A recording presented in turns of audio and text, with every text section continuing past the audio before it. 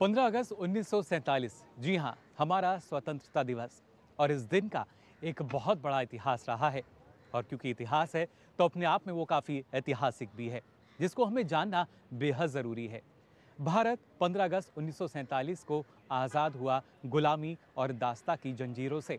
अब ये भारत आसमान में उड़ रहा था आज़ादी की हवा में।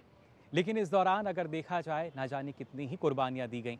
और ख़ासतौर से कई ऐसी महत्वपूर्ण बातें हैं जिनकी हमारे पास जानकारी नहीं होती। इस कार्यक्रम में वही जानकारी आपको हम आज यहाँ देने वाले हैं कि आखिर कैसे 14 और 15 अगस्त की रात को संविधान सभा में क्या कुछ हुआ था, और आखिर क्यों आज़ादी का जश्न आधी रात को ही मनाया गया। इसके अलावा 1950 से पहले 26 जनवरी को ही स्वतंत्रता दिवस के रूप में क्यों मनाया जाता था, या किस तरीके से हमारे देश की आन बान और शान, हमारा राष्ट्रीय ध्वज तिरंगा, उसका स्वरूप किस तरीके से बदला। आखिर सबसे पहले जो राष्ट्रीय ध्वज है वो कहाँ फहराया गया था, और उसको कब राष्ट्रीय ध्वज की संज्ञा दी गई। ये तमाम ऐसे सवाल हैं जिनकी जानकारी होना बेहद ज़रूरी भी है, और इनके पीछे की जानकारी जो है वो काफ़ी रोचक भी है। तो यही जानकारी हम आपके लिए लेकर आए हैं हमारे इस विशेष कार्यक्रम में। आइए अब शुरुआत करते हैं इस विशेष कार्यक्रम की। हर भारतीय के लिए यह आज़ादी किसी दिव्य स्वप्न से कम नहीं थी। हर कोई काफ़ी खुश था, लेकिन इस खुशी के लिए न जाने ही कितनों ने अपने प्राणों की आहुति दी, अपनी कुर्बानियां दी, और न जाने किस किस तरह की यातनाएं उन्होंने झेली। इस आज़ादी के साथ एक दुखद घटना भी हुई, वो थी बंटवारे की। लेकिन तमाम झंझटों और मुश्किलों के बावजूद हमारा देश आज़ाद हो चुका था। और सुखद बात यही थी कि वो निकल पड़ा था एक नए सफ़र की ओर, एक आज़ाद भारत की ओर।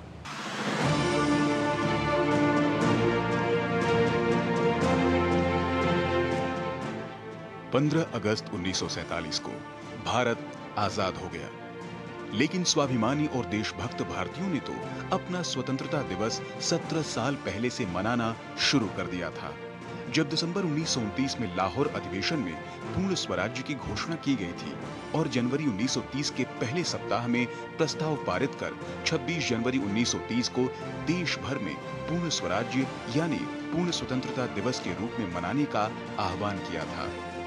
तभी से हर साल 26 जनवरी को गांवों, मोहल्लों, शहरों में हजारों लोग छोटे बड़े दल बनाकर ब्रिटिश शासन से भारत की पूर्ण आजादी की प्रतिज्ञा लेते, तिरंगा फहराते और इस दिन को स्वाधीनता दिवस के रूप में मनाने लगे थे। 15 अगस्त 1947 को अनेक ऐसे कारण थे जिनकी वजह से अंग्रेज हमारे देश को छोड़ने के लिए विवश हुए।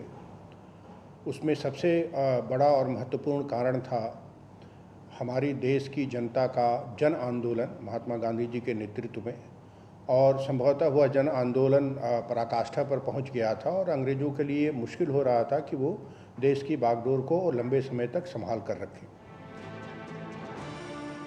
दरअसल सदियों के संघर्ष, त्याग और अहिंसक आंदोलन ने 1947 तक आते आते ब्रिटेन को भारत छोड़ने के लिए मजबूर कर दिया और 20 फरवरी 1947 को ब्रिटिश प्रधानमंत्री क्लीमेंट एटली ने घोषणा की कि जून 1948 तक ब्रिटेन भारत को आजाद कर देगा। इसके साथ फरवरी 1947 में भारत के नए वायसराय के रूप में लॉर्ड लुईस माउंटबेटन की नियुक्ति हुई, जो भारत के आखिरी वायसराय और आजाद भारत के पहले गवर्नर जनरल बने। भारत आने के बाद माउंटबेटन ने अपनी 3 जून 1947 को 3 जून प्लान, जिसे माउंटबेटन प्लान के नाम से जाना जाता है, उसे पेश किया। इसमें देश की आजादी के साथ ही भारत पाकिस्तान के बंटवारे की बात भी कही गई थी। इसके अगले ही दिन 4 जून को एक प्रेस कॉन्फ्रेंस में माउंटबेटन ने ऐलान किया कि अंग्रेज अगस्त 1947 के मध्य तक भारत छोड़ देंगे। माउंटबेटन ने यह भी कहा कि वे 15 अगस्त 1947 को भारतीयों के हाथ में सत्ता सौंप देंगे। माउंटबेटन प्लान को ही भारत स्वतंत्रता अधिनियम 1947 के रूप में ब्रिटेन की संसद ने जुलाई 1947 में पारित किया। वो जो स्थितियां पैदा हुई जब दिल्ली में आज़ाद हिंद फौज की जो है उन्होंने शुरू किया, तो पूरी की पूरी सेना विद्रोह कर रही थी। नेवल म्यूटिनी उसका एग्जाम्पल है। तो अब उनको रियलाइज़ हो गया कि अब हमारे हाथ में कुछ नहीं है, और इकोनॉमिकली तो वो इतना वीक कर चुके थे, यहाँ से 44.6 ट्रिलियन डॉलर के करीब यहाँ से वो ड्रेन कर चुके थे। तो अब उनको इन्वेस्ट करना पड़ता, और वैसे भी वो विश्व युद्ध में हार चुके थे, उनके पास भी कुछ नहीं था, तो जाना ही था उनको। हालांकि 15 अगस्त की तारीख के चुनाव को लेकर कई बार चर्चा होती है कि माउंटबेटन ने आजादी के लिए 15 अगस्त का ही दिन क्यों चुना। तो 15 अगस्त को आजादी देने का फैसला पूरी तरह से माउंटबेटन का निजी फैसला था। 15 अगस्त के दिन को माउंटबेटन ने इसलिए चुना क्योंकि दूसरे विश्व युद्ध के दौरान 15 अगस्त 1945 को ही जापानियों ने मित्र राष्ट्रों के आगे आत्मसमर्पण किया था और दूसरे विश्व युद्ध की समाप्ति हुई थी। माउंटबेटन का मानना था कि यह दिन उनके लिए खास है और इस तरह उन्होंने भारत को आजाद करने के लिए इस तारीख को चुना। माउंटबेटन के पास पूरा अपॉर्चुनिटी थी कि अगस्त या सितंबर की कोई डेट करे, और जानबूझ करके 15 अगस्त रखी गई अहंकार की वजह से, क्योंकि उस दिन जो है जापान ने सरेंडर किया था। 6 अगस्त और 9 अगस्त को जो है, जो नागासाकी और हिरोशिमा पे बम फोड़े गए, तो 15 अगस्त को सरेंडर किया था, तो उनका जो सेकेंड एनिवर्सरी थी उसकी 15 अगस्त, इसलिए किया गया था उसको। जब भारत की आजादी का दिन 15 अगस्त 1947 तय हो गया, तब यह खबर रेडियो पर प्रसारित की गई। जैसे ही यह खबर रेडियो पर प्रसारित हुई, तो एक तरफ जहां पूरे देश में खुशी की लहर दौड़ गई, वहीं दूसरी तरफ ज्योतिषियों ने इसका भारी विरोध किया। उनका मानना था कि ज्योतिष गणना के मुताबिक यह दिन अशुभ और अमंगलकारी था। इसके लिए दूसरी तारीखों का सुझाव भी दिया गया, लेकिन माउंटबेटन 15 अगस्त की तारीख पर ही अड़े रहे। इन सब के बीच ज्योतिषियों ने बीच का रास्ता निकालते हुए 14-15 अगस्त की मध्य रात्रि का समय तय किया, क्योंकि अंग्रेजी परंपरा के मुताबिक रात 12 बजे के बाद अगला दिन शुरू होता है। वहीं हिंदी गणना के अनुसार नए दिन की शुरुआत सूर्योदय के साथ होता है। ऐसे में आजादी के जश्न के लिए अभिजीत मुहूर्त को चुना गया, जो रात 11:51 से शुरू होकर 12:39 तक रहने वाला था। और जैसे ही आजादी का वक्त नजदीक आया, आजादी की दीवानी जनता ने आधी रात से ही जश्न मनाना शुरू कर दिया। भारत को आजाद देखने और आजादी के त्योहार को पूरे उमंग से देश भर में मनाने की तैयारी 14 अगस्त 1947 की रात से ही शुरू हो गई थी। उस ऐतिहासिक क्षण का गवाह बनने के लिए 14 अगस्त 1947 की रात 11 बजे नई दिल्ली में कॉन्स्टिट्यूशन हॉल में डॉक्टर राजेंद्र प्रसाद की अध्यक्षता में संविधान सभा का भी विशेष सत्र आयोजित हुआ। सभा की शुरुआत वंदे मातरम गान से हुआ।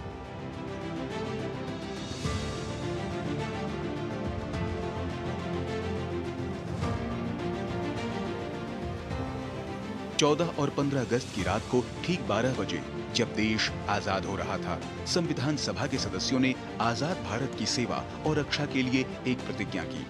आधी रात को ही इस ऐतिहासिक पल का गवाह बनने और आजादी के जश्न को मनाने के लिए लोगों का हुजूम सड़कों पर उतर आया। लोगों की भीड़ सैलाब की तरह उमड़ पड़ी थी कॉन्स्टिट्यूशन हॉल के बाहर। आजादी की खुशी में मध्य रात्रि का वक्त भी ऐसा लग रहा था मानो सूरज की चमकीली रोशनी में नहाई दिन की दोपहर हो। अगली सुबह यानी 15 अगस्त 1947 को सबसे पहले सुबह 10:30 बजे कॉन्स्टिट्यूशन हॉल के ऊपर तिरंगे को फहराया गया और शाम 6 बजे हजारों लोगों की उपस्थिति में इंडिया गेट के पास प्रिंसेस पार्क में पहली बार आजाद भारत का राष्ट्रीय ध्वज तिरंगा फहराया। इसके बाद राष्ट्रगान हुआ और 31 तोपों की सलामी दी गई।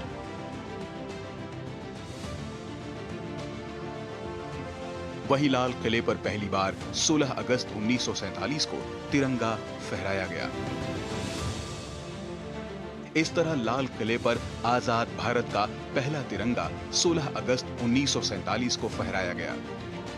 इसके बाद से हर साल स्वतंत्रता दिवस के मौके पर 15 अगस्त को भारत के प्रधानमंत्री लाल किले पर तिरंगा झंडा फहराते हैं और देश को संबोधित करते हैं।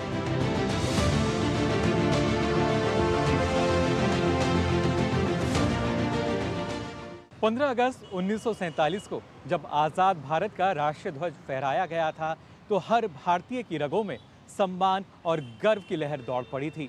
हर कोई काफ़ी खुश था। लेकिन राष्ट्रीय ध्वज की जब हम बात करते हैं, शुरुआत से ही इसका स्वरूप ऐसा नहीं था। इसमें काफ़ी बदलाव हुए हैं। रंग रूप की अगर बात की जाए, किस तरीके से आज हमारा जो राष्ट्रीय ध्वज है, जिस तरीके से हमारे सामने है, शुरुआत तरीके में वो अलग था। क्या इसकी कहानी रही और कितने मोड़ राष्ट्रीय ध्वज के सफ़र में आए हैं, उसके बारे में आपको हम जानकारी देंगे। तो आइए जान लेते हैं हमारे अपने राष्ट्रीय ध्वज के सफ़र के बारे में।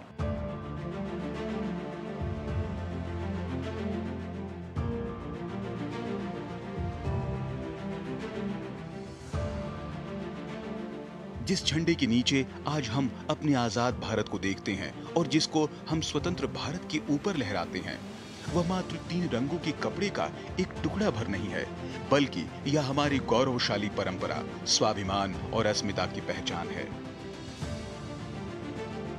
दरअसल एक देश की पहचान उसके ध्वज, प्रतीक और राष्ट्रगान से होती है, जो उसके लिए अद्वितीय होता है। और हमारा राष्ट्रीय ध्वज तिरंगा उन्हीं में से एक है, जो हमें गर्व और स्वाभिमान के साथ जीने की ताकत देता है। स्वतंत्रता आंदोलन के दिनों में आजादी के दीवानों को अपने खुद के देश भारत के लिए एक राष्ट्रीय ध्वज की जरूरत शिद्दत से महसूस हुई और इसे ध्यान में रखते हुए अंग्रेजी हुकूमत के दौरान अनेक भारतीयों द्वारा अलग अलग डिजाइन के ध्वज फहराए भी गए। इस तरह की पहली कोशिश 7 अगस्त 1906 को दादा भाई नौरोजी द्वारा तत्कालीन कलकत्ता के पारसी बागान चौक में की गई। वहीं दूसरी कोशिश 1907 में पेरिस में हुई, जब मैडम भीकाजी कामा और अन्य भारतीय क्रांतिकारियों ने वहां राष्ट्रीय ध्वज फहराया। इसके अलावा 1917 में होम रूल लीग आंदोलन के दौरान डॉक्टर एनी बेसेंट और लोकमान्य तिलक ने तीसरी बार भारतीय झंडे को लहराया था। हालांकि इनमें से किसी को भी आधिकारिक रूप से राष्ट्रीय ध्वज की मान्यता नहीं मिली, लेकिन जब पिंगली वेंकैया ने राष्ट्रीय झंडे का नमूना पेश किया तो उसे सहर्ष स्वीकार किया गया। और तमाम बदलावों के बावजूद वर्तमान राष्ट्रीय ध्वज पिंगली वेंकैया के डिजाइन से ही प्रेरित है। दरअसल जब भारत का संविधान बनाने के लिए संविधान सभा का गठन हुआ, तब संविधान सभा में स्वतंत्र भारत के आधिकारिक राष्ट्रीय ध्वज पर भी चर्चा हुई। इसके लिए संविधान सभा ने 23 जून 1947 को डॉक्टर राजेंद्र प्रसाद की अध्यक्षता में एक 7 सदस्यीय एडहॉक कमेटी का गठन किया। कमेटी ने झंडे के आकार और प्रारूप पर गहन विचार विमर्श किया। 14 जुलाई 1947 को ध्वज समिति ने अपनी बैठक में यह तय किया कि झंडा ऐसा होना चाहिए जो सभी दलों और समुदायों को स्वीकार्य हो। साथ ही समिति ने महसूस किया कि झंडा को दोनों तरफ से देखने पर चरखा अलग अलग रूप में दिखाई देता है, इसलिए समिति ने चरखे की जगह 24 तीलियों वाला अशोक चक्र का उपयोग करने का निर्णय लिया। जो अशोक चक्र है, जो हमारी निरंतरता को दर्शाता है। सम्राट अशोक हुए 3rd century 4th century BC में, और 3rd सेंचुरी BC से लेकर अब हम बात करें 1947 की, 2200-2300 साल का इतिहास रहा है। अशोक का चक्र स्थिरता, अशोक का चक्र नॉन वायलेंस, अशोक का चक्र समृद्धि और भाईचारे की भावनाओं को दर्शाता है। अशोक के चक्र में एक निरंतरता के साथ साथ भारतीय संस्कृति की झलक भी दिखाई देती थी। झंडा समिति द्वारा झंडे के नए प्रारूप को अंतिम रूप देने के बाद 22 जुलाई 1947 को संविधान सभा की बैठक में झंडे की स्वीकृति के लिए राष्ट्रीय पताका संबंधी प्रस्ताव पेश किया गया, जिसमें कहा गया कि यह निश्चय किया जाता है कि भारत का राष्ट्रीय झंडा तिरंगा होगा, जिसमें गहरे केसरिया, सफेद और गहरे हरे रंग की बराबर बराबर की 3 आड़ी पट्टियां होंगी। सफेद पट्टी के केंद्र में चरखे के प्रतीक स्वरूप गहरे नीले रंग का एक चक्र होगा। चक्र की आकृति उस चक्र के समान होगी जो सारनाथ के अशोक कालीन सिंह स्तूप की शीर्ष भाग पर स्थित है। चक्र का व्यास सफेद पट्टी की चौड़ाई के बराबर होगा। राष्ट्रीय झंडे की चौड़ाई और लंबाई का अनुपात साधारणतः 2:3 होगा। इस प्रस्ताव पर संविधान सभा में खूब चर्चा हुई। देश के पहले उपराष्ट्रपति और संविधान सभा के सदस्य डॉक्टर सर्वपल्ली राधाकृष्णन ने इस तिरंगे की दार्शनिक अंदाज में व्याख्या की। उन्होंने श्वेत रंग को प्रकाश और शांति का मार्ग कहा, तो अशोक चक्र को न्याय और धर्म का चक्र बताया। जो सदैव चलायमान है और जीवन की गति को दर्शाता है। वहीं केसरिया को त्याग का प्रतीक बताया और हरे रंग का संबंध मिट्टी और प्रकृति से जोड़ा। काफी विचार विमर्श के बाद संविधान सभा में सर्वसम्मति से इस तिरंगे को आधिकारिक तौर पर राष्ट्रीय ध्वज के रूप में स्वीकार कर लिया गया। इसके बाद संविधान सभा के सभी सदस्यों ने आधे मिनट तक अपने स्थान पर खड़े होकर इस झंडे के प्रति अपना सम्मान प्रकट किया। इसके बाद 14-15 अगस्त की रात को ही संविधान सभा द्वारा राष्ट्रीय पताका तिरंगा राष्ट्र को भेंट की गई। यह गौरवशाली काम संविधान सभा की महिला सदस्यों की ओर से श्रीमती हंसा मेहता ने किया।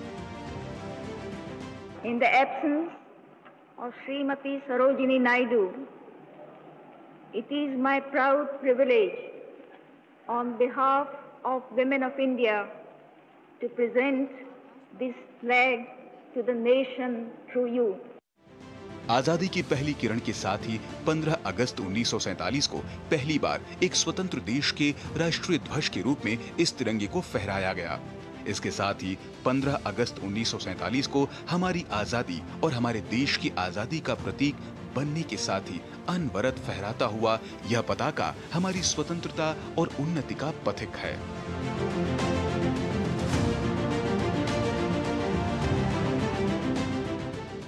वर्ष 2002 से पहले राष्ट्रीय ध्वज को केवल स्वतंत्रता दिवस या गणतंत्र दिवस के दिन ही भारतीय फहरा सकते थे, लेकिन 26 जनवरी 2002 के बाद से न सिर्फ राष्ट्रीय दिवस बल्कि किसी भी दिन अपने कार्यालय या अपने घरों पर अब तिरंगे को फहराया जा सकता है। इसके लिए बदलाव किया गया राष्ट्रीय ध्वज संहिता में। तो जब भी राष्ट्रीय ध्वज फहराया जाता है, ये ज़रूरी है कि आप राष्ट्रीय ध्वज संहिता का भी ख्याल रखें।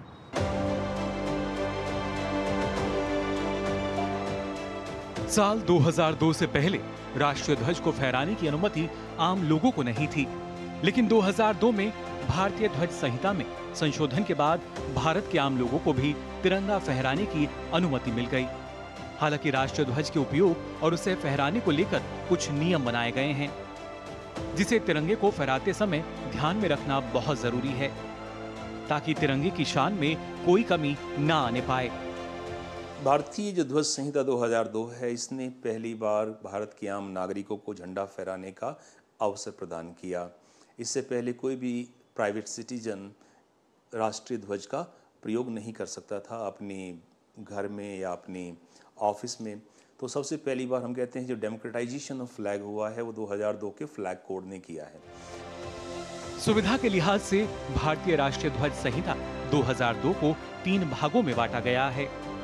संहिता के पहले भाग में राष्ट्रीय ध्वज का सामान्य विवरण है, वहीं इसके दूसरे भाग में जनता, संगठनों, शैक्षिक संस्थानों आदि के सदस्यों द्वारा राष्ट्रीय ध्वज के प्रदर्शन के विषय में बताया गया है। संहिता के तीसरे भाग में केंद्रीय और राज्य सरकारों और उनके संगठनों और अभिकरणों द्वारा राष्ट्रीय ध्वज के प्रदर्शन के विषय में जानकारी दी गई है। दरअसल भारतीय राष्ट्रीय ध्वज को फहराना राष्ट्रीय सम्मान के अपमान की रोकथाम अधिनियम 1971 और भारतीय ध्वज संहिता 2002 द्वारा संचालित होता है, जिसे फ्लैग कोड ऑफ इंडिया 2002 कहा जाता है। इसमें विस्तार से राष्ट्रीय ध्वज को फहराने के निर्देश दिए गए हैं। इसके मुताबिक राष्ट्रीय ध्वज को शैक्षिक संस्थानों में ध्वज को सम्मान देने की प्रेरणा देने के लिए फहराया जा सकता है। किसी सार्वजनिक, निजी संगठन या एक शैक्षिक संस्थान के सदस्य द्वारा राष्ट्रीय ध्वज का प्रदर्शन सभी दिनों और अवसरों पर मान सम्मान और प्रतिष्ठा के अनुरूप किया जा सकता है। नई संहिता के धारा 2 में सभी नागरिकों को अपने परिसरों में ध्वज फहराने का अधिकार देना स्वीकार किया गया है। वहीं भारतीय ध्वज संहिता 2002 में इस बात का भी जिक्र किया गया है कि किस स्थिति में राष्ट्रीय ध्वज का इस्तेमाल नहीं किया जा सकता। इसके अनुसार ध्वज को सांप्रदायिक लाभ, पर्दे या वस्त्रों के रूप में उपयोग नहीं किया जा सकता है। जहां तक संभव हो, इसे मौसम से प्रभावित हुए बिना सूर्योदय से सूर्यास्त तक फहराया जाना चाहिए। राष्ट्रीय ध्वज को जानबूझकर भूमि, फर्श या पानी से स्पर्श नहीं कराया जाना चाहिए। इसे वाहनों के हुड, ऊपर और बगल या पीछे, रेलों, नाव या वायुयान पर लपेटा नहीं जा सकता है। किसी अन्य ध्वज या ध्वज पट को हमारे ध्वज से ऊंचे स्थान पर नहीं लगाया जा सकता है। तिरंगे को बंधनवार ध्वज पट या गुलाब के समान संरचना बनाकर उपयोग नहीं किया जा सकता है। भारतीय राष्ट्रीय ध्वज भारत के नागरिकों की आशाएं और आकांक्षाओं को दर्शाता है। यह हमारे राष्ट्रीय गौरव का प्रतीक है। इस तिरंगे की आन, बान और शान के लिए हमारे अनगिनत सैनिकों और नागरिकों ने निरंतर अपने जीवन न्योछावर किए हैं।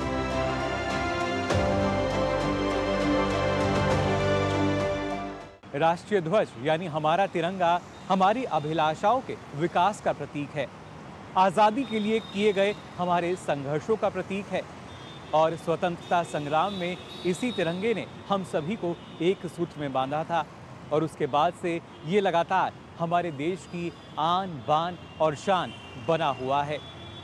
आज़ादी के 75 वर्ष के उपलक्ष्य में हमारे देश में अमृत महोत्सव का आयोजन हुआ, जिसमें प्रधानमंत्री श्री नरेंद्र मोदी ने हर घर तिरंगा अभियान की भी शुरुआत की, जिसके बाद से हर घर पर हमारा तिरंगा शान से लहरा रहा है।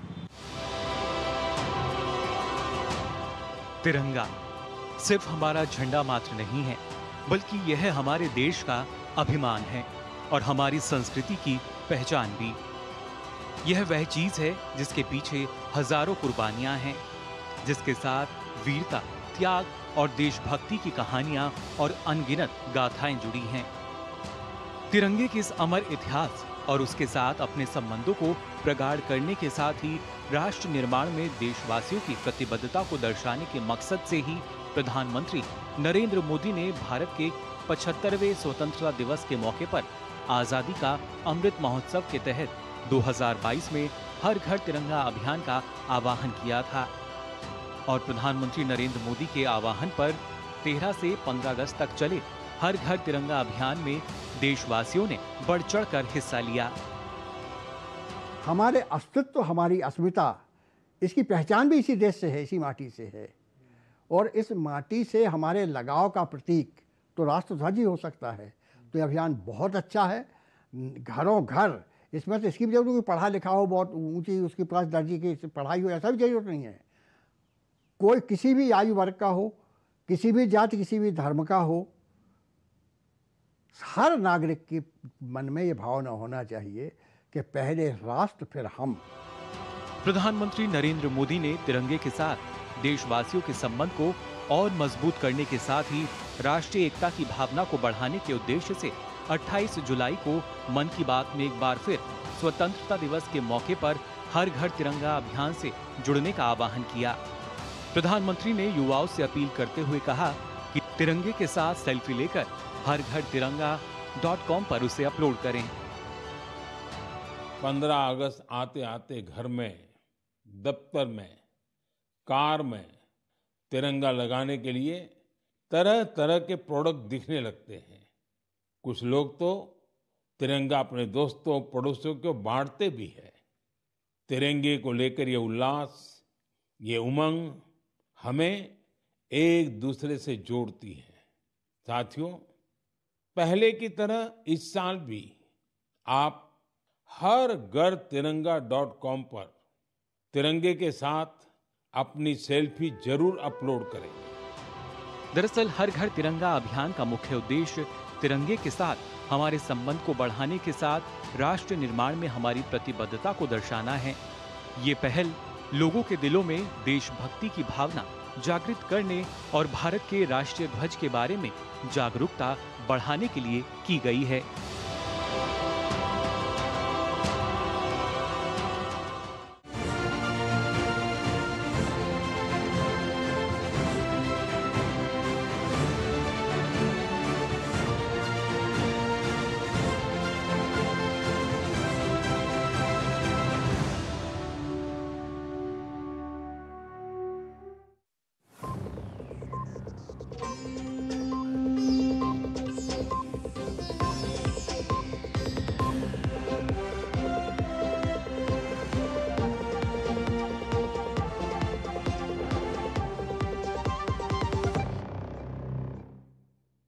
जग को नए पथ देंगे, आशा से भर देंगे, हम सूरज नयन आएंगे।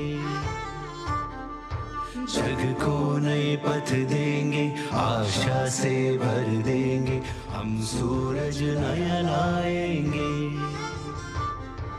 जीवन रस भर देंगे, नए सबको पर देंगे, नई उड़ानों पर जाएंगे।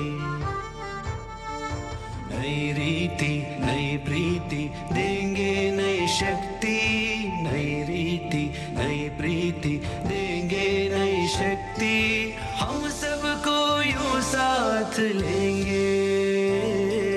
जैसे सूरज देता है ज्योति,